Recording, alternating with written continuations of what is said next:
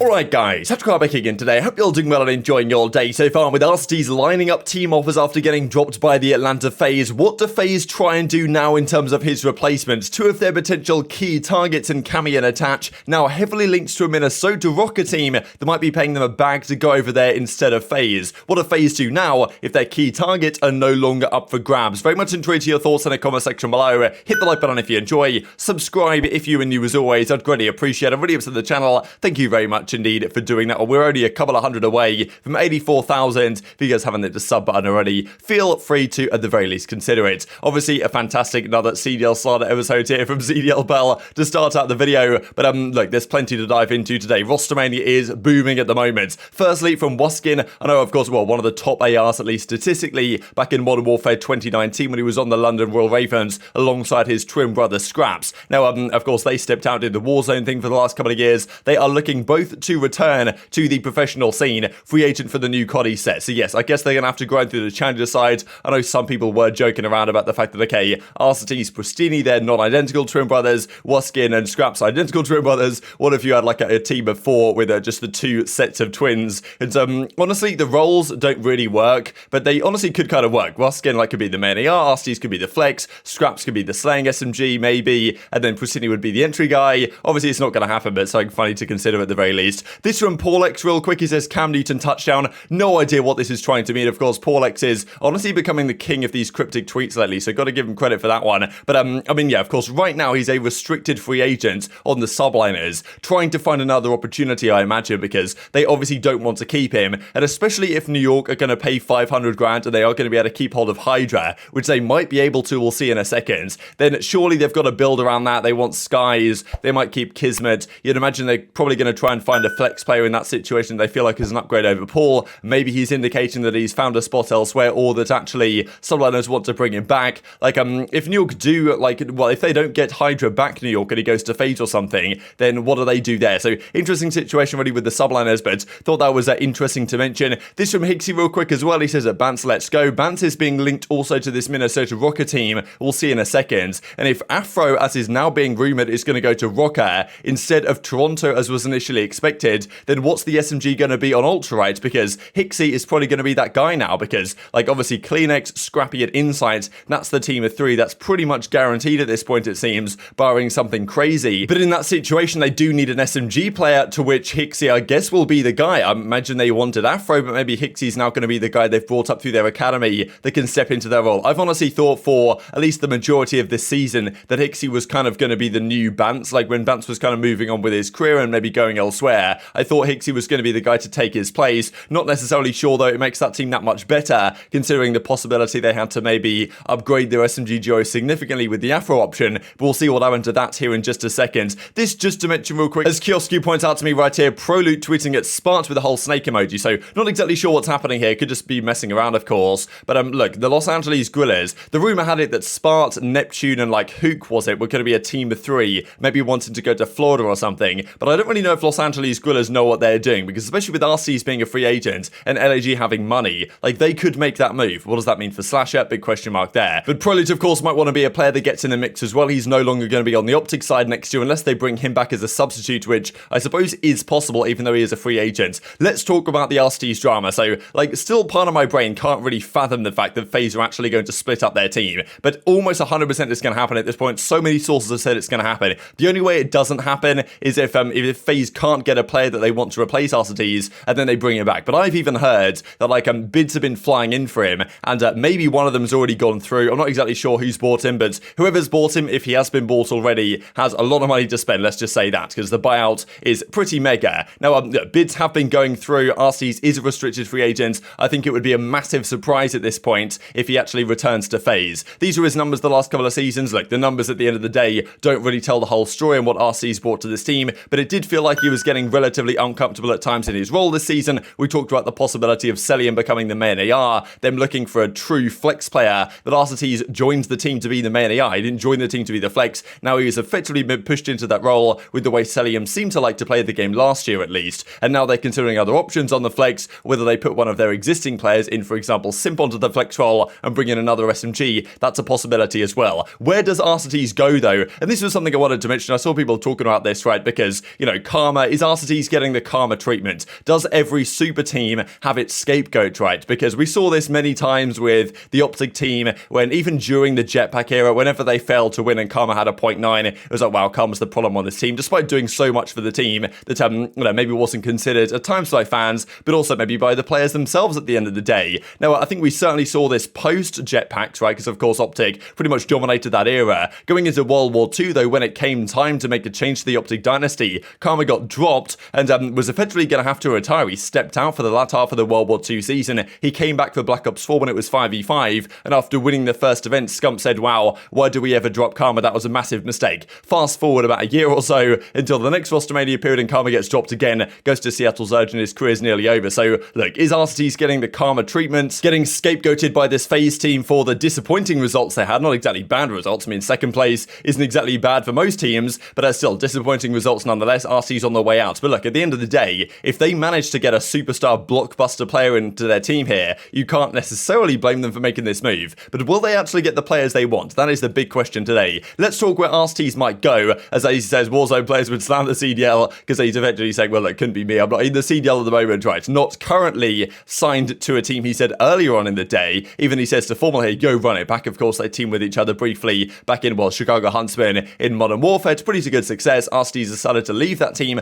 asked Hex to leave the team to go and join FaZe as they mainly are. And well, a couple of years later, we seem to know how things are ending up. Even he tweets this out, he's kind of vibing pretty hard. And as Jay says, vibing being a huge free agent be like. And well, Arcitys says free agent question mark. So interesting one really, because free agent kind of implies unrestricted. So maybe he's just saying like, I'm not a free agent, I'm a restricted free agent, as in like I can't go anywhere without, well, I can't choose where I go. It's teams have to buy me out effectively, even though I'm sure he's got plenty of offers, so he gets a choice to some degree in the matter. Maybe he also means though he's already been bought out, right? That's kind of what I've been hearing, that maybe offers have already been flying through to pretty good effect, such that FaZe have already made the decision to move him on and sold him to whatever team. I don't exactly know where that's going to be, but it's somewhere with money, let's just say that. And the teams with money, like big money, I mean, New York are up there, Boston honestly have a fair bit of cash, but not sure that's going to be his home. Obviously, Minnesota Rocket, we'll see in a second, they've got money. Los Angeles Guerrillas as well as another big one that have money, that maybe Arcitys is going to go there, because I haven't seen any tweets from Slasher in the last 6 weeks, so I have no idea what's going on there, right? And maybe Arcitys joins there. I don't know how much money like Seattle really have to spend, so maybe it's not going to be there after all, even though I do really like that team on paper with Arcitys as the main AR for that squad. And even as he kind of says here, like, I'm vibing now. So it does seem like the mood has changed with Arcitys the last 24 hours or so, from being maybe somewhat apprehensive about his situation to now being rather confident that he's landing on at least, well, not just a team, but a team that he has confidence in. So that does indeed seem to be the case. Even I'll share this clip here from Zuma when he says that a lot of teams have been waiting on Arcitys to make his move, because he's got loads of offers. He gets some degree of choice as to where he goes despite the buyout situation. And Zuma says, yeah, look, a lot of teams are waiting on Arcitys to make his decision. A lot of them want him, and then the Rostermania cogs will start to turn again. Listen, I'm not really too sure where he plans on going. From my understanding, there's a lot of teams that want Alec. Obviously, he's Alec, right? So, like, a lot of teams want him. And I don't know what he's gonna choose. That's pretty much what I do know. Seriously, I don't know who he's gonna choose. I heard that a lot of people are literally waiting on Alec. Like right now, a lot of it's just like coming down to Alec and just waiting on him to make a decision. And then once he makes a decision, other people will make decisions, and bada bing, bada boom, because a lot of teams want him.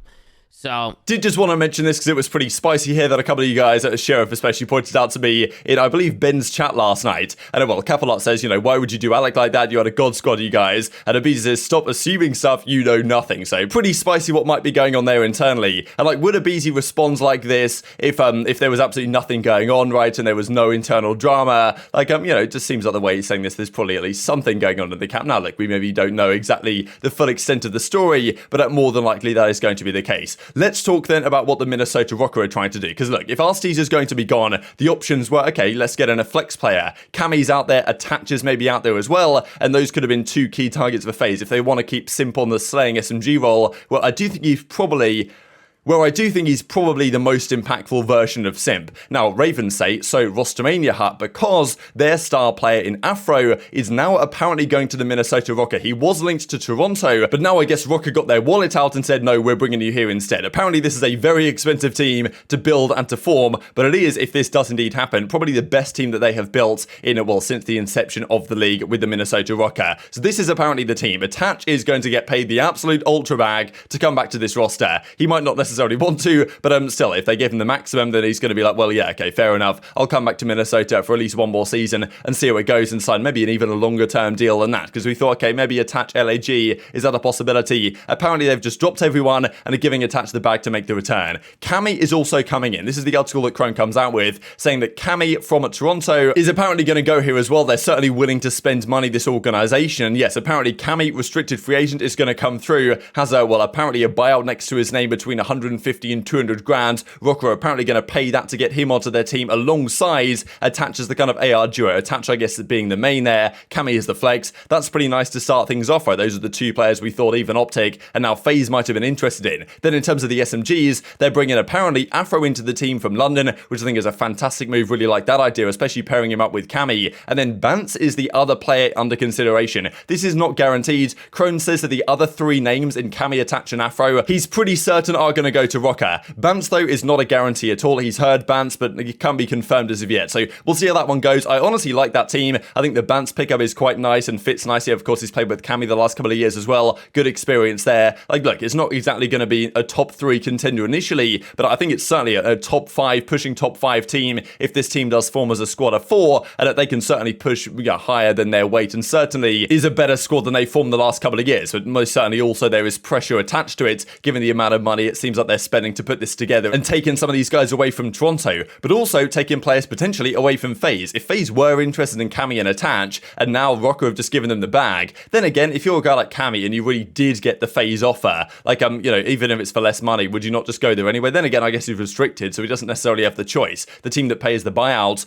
gets him, I suppose. Attach, obviously was unrestricted. He could have gone to FaZe if they wanted him, so maybe that's an indication they didn't want Attach after all. Interesting situation. This is another thing that Zuma mentions, that FaZe are now going after some players who are locked, and even mentioning that it could be one of the Surge guys. Now, this is really spicy indeed. So let's talk about the possibilities. We, of course, looked at Hydra the other day. The possibility of Hydra coming in there as the slaying SMG, I suppose. Simp going to the flex. That's an interesting possibility. If they are looking at Hydra, because we know they were looking at Shotzzy, right? They wanted Shotzzy. He declined their offer to stay on OpTic. And if they wanted Shotzzy, then why not Hydra? And why not Prej, right? He's the other kind of big name SMG on the market. Maybe even a guy like Kook from Los Angeles Guerrillas, but I think that's somewhat less likely. This I wanted to mention before we look at some of the other players, just because this isn't going to happen, but I just thought it was funny to consider, because we know the fact that OpTic, we know, okay, Scump's going to stay, Shotzzy declined FaZe, it seems to stay. Dashy was never going to leave OpTic, right? He loves that organization too much. But iLLeY, we don't really know, right? I mean, iLLeY, of course, we've heard the only words he's had from him is this, when he seemed frustrated about OpTic when they initially dropped him, and then he has put OpTic back in his name, but he hasn't put it back in his bio. And we don't have any words from iLLeY the last few days on, I still love OpTic, I would never leave this organization, this type of stuff. He's been there less time. He probably has less loyalty to OpTic than the other guys do.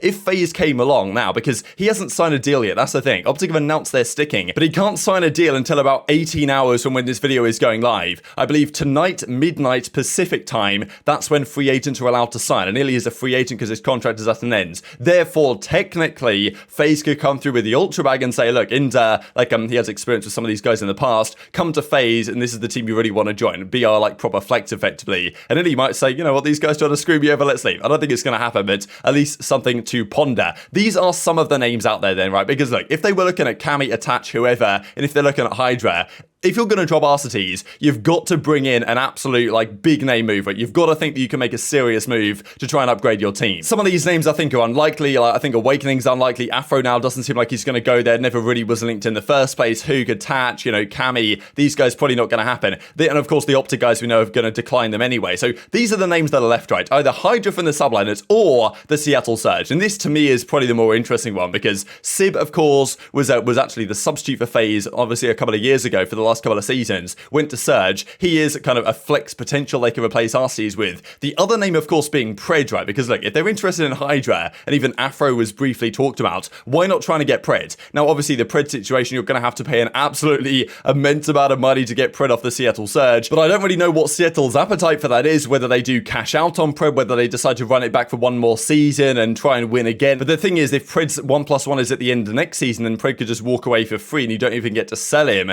which might not be good for Seattle. So, I don't know. Look, if FaZe were considering Hydra, and now their kind of other options are off the table, they might need to go all in on trying to get a Pred or a Hydra now, put Simp on the flex, and then bring in the SMG duo. And look, at the end of the day, I talked about the fact that it was pretty scary to me having aBeZy as the kind of, well, flying SMG, the aggressive guy, that I don't need to replace that role. Simp as the flex or maybe the third SMG on certain maps, and then a Hydra on the team. Now, if they've got Pred on the team, that's effectively just a pack-a-punch Hydra, at least on this season's performance, like, man, that's scary. So, look, I imagine, at least given what we've seen in the last couple of minutes or so, Pred might be a player in consideration. Whether they can get him, that's another question entirely, of course, and, well, plenty of their potential targets have maybe already been locked up. And if Seattle say, look, we're not selling, then what do FaZe do? Because, I mean, maybe Hydra's the only guy, but then maybe with Hydra being offered the Supermax by the New York Subliners, maybe he doesn't go either. So that's the thing. If Arcitys has been sold, they've got to get a good replacement FaZe, and maybe they're slowly running out of options. But definitely tweet your thoughts on all this stuff in the comment section below. Hit the like button if you enjoyed. Subscribe if you're new as always. Take care of yourselves, and I'll see you next time.